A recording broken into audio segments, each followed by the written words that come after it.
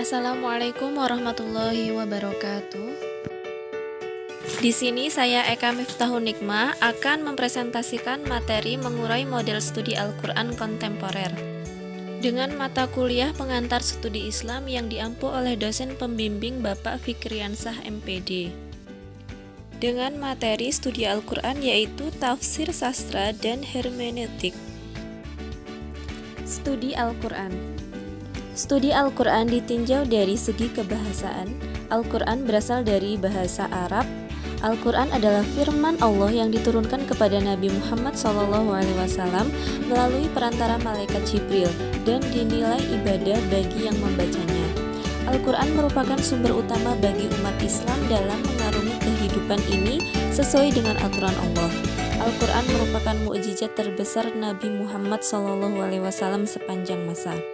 Nah, Al-Quran adalah kitab suci umat Islam yang dijadikan rujukan utama dalam pengambilan hukum Islam atau keilmuan yang berkaitan dengan keislaman atau segala sesuatu yang berkaitan dengan seluruh isi alam.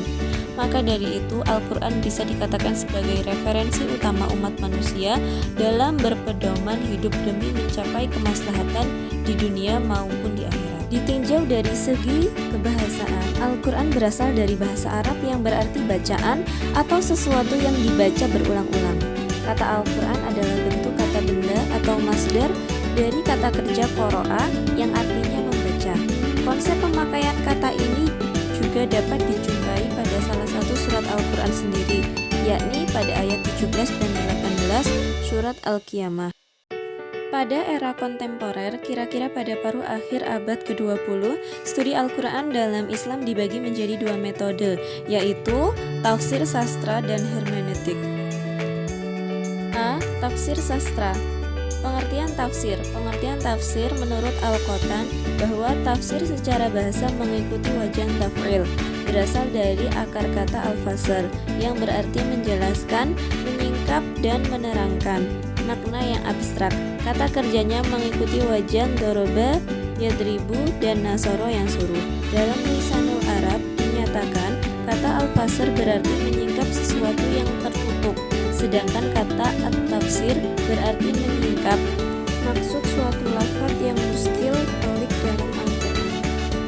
Secara istilah, Abu Hayyam mendefinisikan tafsir sebagai ilmu yang membahas tentang cara pengucapan lafaz-lafaz Al-Quran, indikator-indikatornya, masalah hukum-hukumnya, baik yang independen maupun yang berkaitan dengan yang lain, serta tentang makna-maknanya yang berkaitan dengan kondisi, struktur, lapas yang melengkapinya.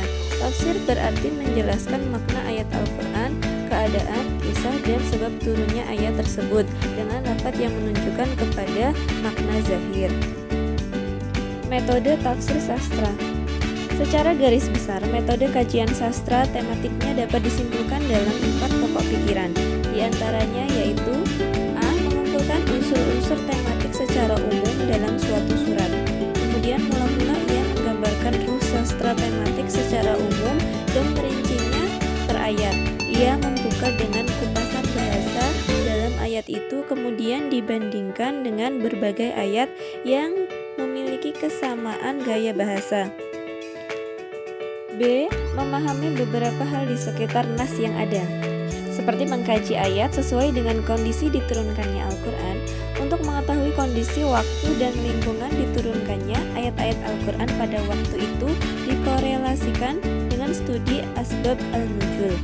Meskipun ia tetap menegaskan kaidah al-ibrah bi umum al-farz la bi khusus al-sabab, kesimpulan yang diambil menggunakan keumuman lafaz bukan dengan kekhususan sebab-sebab diturunkannya sebuah ayat. C. Mengetahui indikasi makna yang terkandung dalam lafaz-lafaz Al-Quran. Apakah lafaz-lafaz tersebut dipahami secara zahiriyah atau mengandung makna kiasan dengan berbagai macam klasifikasinya. Kemudian dipahami melalui siyak khos, hubungan-hubungan kalimat khusus dalam satu surat, dan dikorelasikan dengan siyak am, hubungan kalimat secara umum dalam Al-Quran. D. Memahami rahasia takbir dalam Al-Quran dengan cara mengungkap keindahan serta pemilihan kata tanpa mengesampingkan struktur bahasanya, mengesampingkan posisi gramatikal Arab atau i'rab, dan kajian balaghah. Sejarah perkembangan tafsir. Sejarah perkembangan tafsir pada era afirmatif, penafsiran Al-Quran lebih didominasi oleh kepentingan-kepentingan politik, mazhab, atau ideologi keilmuan tertentu, sehingga Al-Quran sering diberlakukan sekedar legitimasi bagi kepentingan-kepentingan tersebut. Akibatnya, Al-Quran cenderung ditafsirkan menjadi objek kepentingan sesaat untuk membela kepentingan subjek, penafsiran, atau penguasa. Sedangkan pada masa reformasi ini dimulai munculnya tokoh-tokoh Islam seperti Sayyid Ahmad Khan dengan karya tafsirnya Tafhim Al-Quran dan Muhammad Abduh dengan karya tafsirnya Al-Manar yang terpanggil melakukan kritik terhadap produk-produk penafsiran para ulama terdahulu yang dianggap lagi sudah tidak relevan dan munculnya sebuah teori hermeneutika. Seiring dengan perkembangan zaman dan kemajuan ilmu pengetahuan, tradisi penafsiran Al-Quran terus berkembang. Hal ini terbukti banyak munculnya kitab-kitab tafsir yang sangat beragam, berbagai corak dan ragam penafsiran muncul.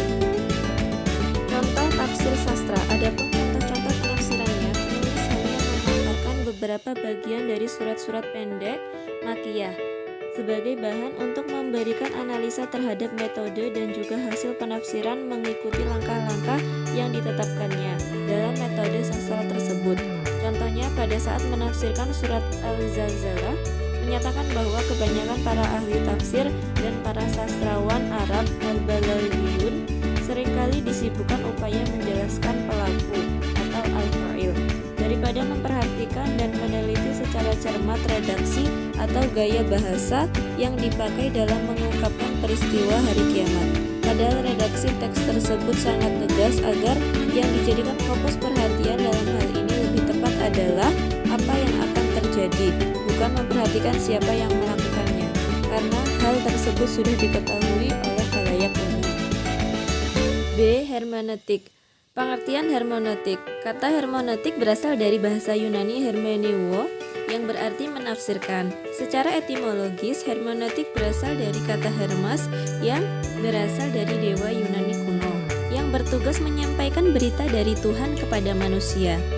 Jika dilihat dari segi terminologinya, kata hermeneutik ini bisa didefinisikan menjadi sebagai dua hal, yakni A. Mengungkapkan pikiran seseorang dalam kata-kata, B. Menerjemahkan atau bertindak sebagai penafsir atau bisa berarti menafsirkan.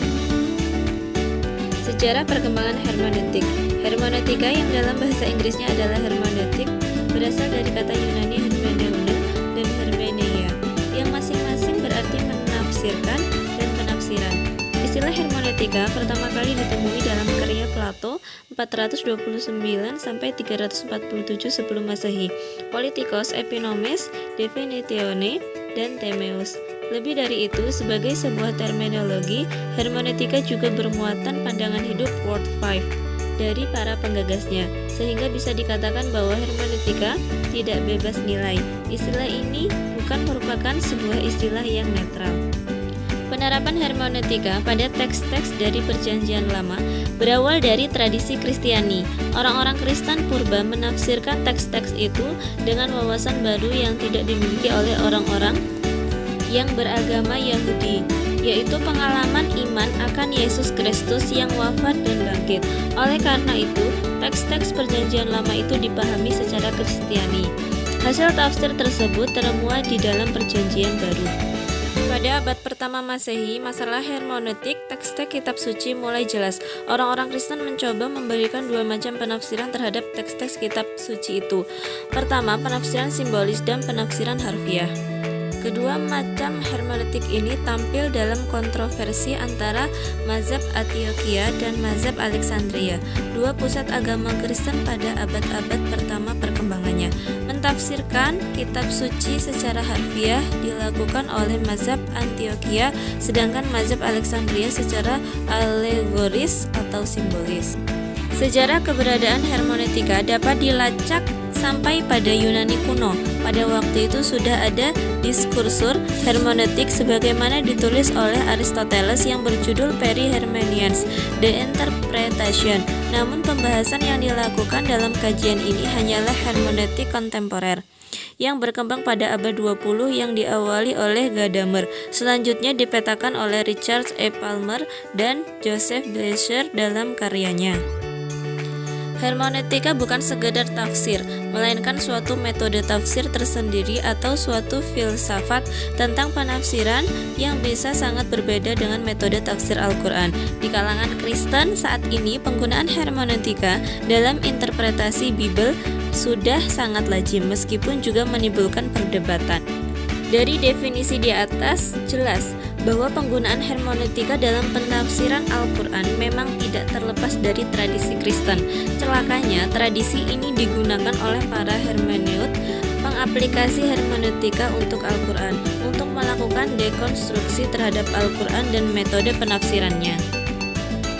C. Metode hermeneutik.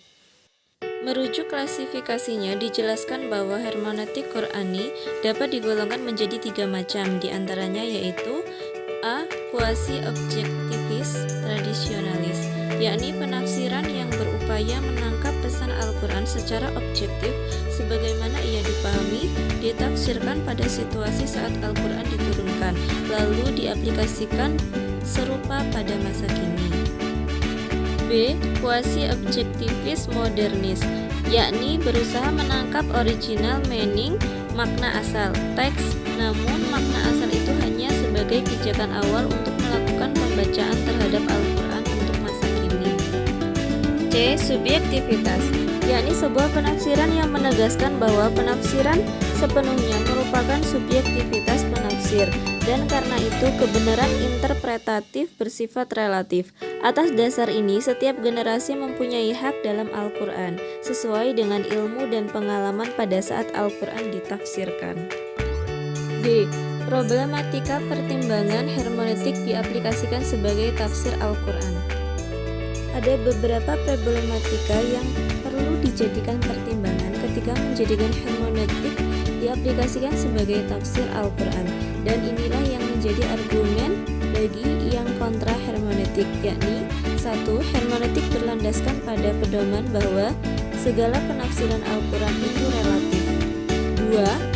Para ahli hermeneutik berpendapat bahwa mufasir bisa lebih mengerti lebih baik daripada pengarang.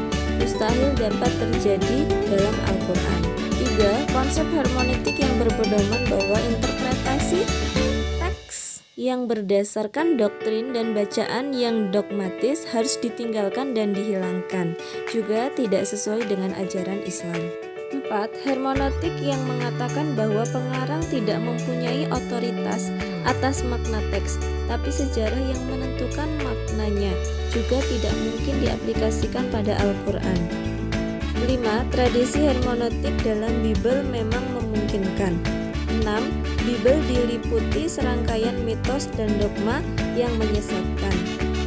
7. Orang yang ingin menafsirkan Al-Quran harus memenuhi beberapa ketentuan seperti menguasai Al-Sunnah, yaitu memahami sepenuhnya nas atau teks As-Sunnah, mengetahui dan memahami kisah-kisah sejarah di dalam Al-Quran atau berita tentang berbagai umat manusia pada zaman dulu yang bersumber dari Rasulullah SAW, menguasai ilmu tauhid, ilmu fikih, ilmu i'rab, gramatika, ilmu balaghah, dan lain sebagainya. Hal ini tidak berlaku untuk hermeneutik. E. Respon organisasi masyarakat terhadap hermeneutik.